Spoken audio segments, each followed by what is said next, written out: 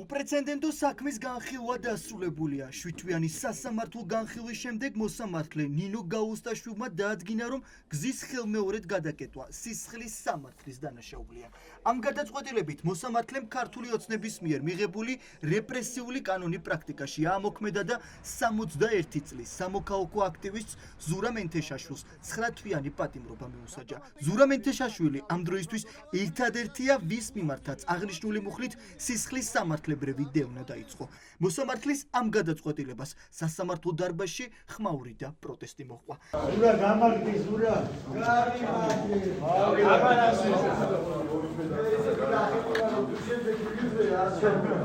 გზის ხელმეორედ გადაკეტვის ბრალდებით დაკავებულ ზურა მენთეშაშვილს ქართული ოცნების მიერ გამკაცრებული კანონების საფუძველზე მაქსიმუმ 1 წლიანი პატიმრობა ემუქრებოდა. სამოქალაქო აქტივისტმა საბოლოო სიტყვაში თქვა, რომ მნიშვნელობა აღარ ჰქონდა რა სიტყოდა სასამართლო პროცესზე, რადგან გადაწყვეტილება წინასწარ უკვე ცნობილი იყო და ეს საქმე მის წინააღმდეგ სადამსჯელო ღონისძიებას წარმოადგენდა. რა ხდება ქვეყანაზე, რატომ ვარ აქ? რატომღაც მგონია, რომ თქვენ კარგად იცით ეს ყოველივე და არ დავკარგავ დროს. ჩემნაირი ადამიანი ბოროტებას ვერ ჩაიდეს, არ ჩაიდეს და აზრადაც არ გაუჩნდება. რატომ იმყოფები აქ 7 თვია მშიერ მდგომარეობაში? რატომ სჯიდნენ ციხეში ციხით?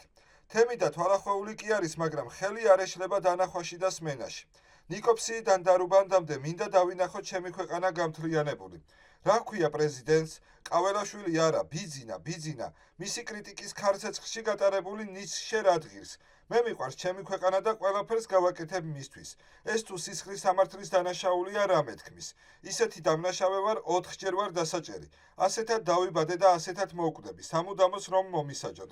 ადვოკატის განცხადებით დაცვის მხარე გამამტყუნებელ განაჩენს სააპელაციო სასამართლოში გაასაჩივრებს. უფლებადამცველი ამბობს, რომ საქმე თავიდანვე პოლიტიკურად მოტივირებული იყო, რომლის მიზანი ხალხის დასშინება.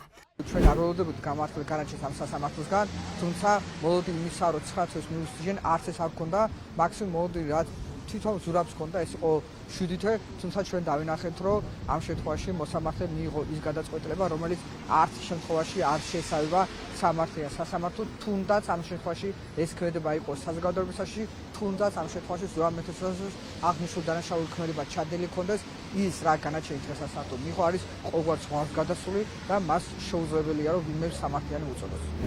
საქართველოს ახალგაზრდა იურისტთა ასოციაცია ზურა მენთეშაშვილის საქმეს პოლიტიკური და რეპრესიული პრაქტიკის ნაწილად აფასებს. ორგანიზაციის განცხადებით, გზის გადაკეტვისთვის ადამიანების პატიმრობაში გაშვება შეკრებისა და გამოხატვის თავისუფლებაში არაპროპორციული ჩარევა. რა შეიძლება მოსამართლეს გაეკეთებინა ამ საქმეში?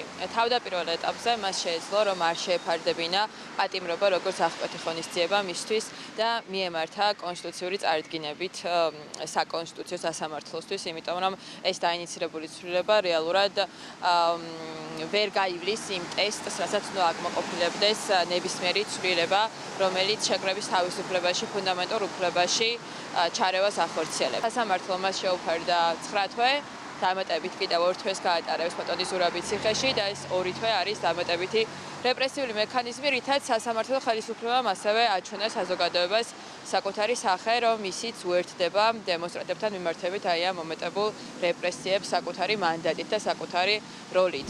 აქტივისტები ამბობენ, რომ გზის გადაკეტვის გამო ადამიანის პატიმრობაში გაშვება დემოკრატიულ სახელმწიფოში მძიმე სიგნალია. მათი თქმით, ზურა მენთეშაშვილის საქმე მხოლოდ ერთი ადამიანის წინააღმდეგ გამართული პროცესი აღარ არის და ის უკვე სამოქალაქო პროტესტთან ბრძოლის სიმბოლოდ იქცა. ზურა როცა დააკავეს, ეს კანონი იყო ახალი მიღებული. ამიტომ ალბათ იფიქრეს ისიც, რომ ერთი მხრივ შეიძლება ვიღაცები დაშინებულიყვნენ და მეორე მხრივ ეს კანონი რო აღსრულებაში არ მოეყვანათ ზურას შემთხვევაში, ადამიანები, რომლებიც გამოვიდოდნენ იზოლატორებიდან პირველი გადაკეტვის შემდეგ, გააგრძელებდნენ გზის გადაკეტვას ისე. ალბათ ზურას შემთხვევაში ესა და ზურა უბრალოდ ხელში ჩაუვარდათ და რაღაცა გაწირეს, თორე სხვა მიზეზს უბრალოდ ვერ ვხედავ, ამ სიგიჟეში რანაირად შეყეს თავი.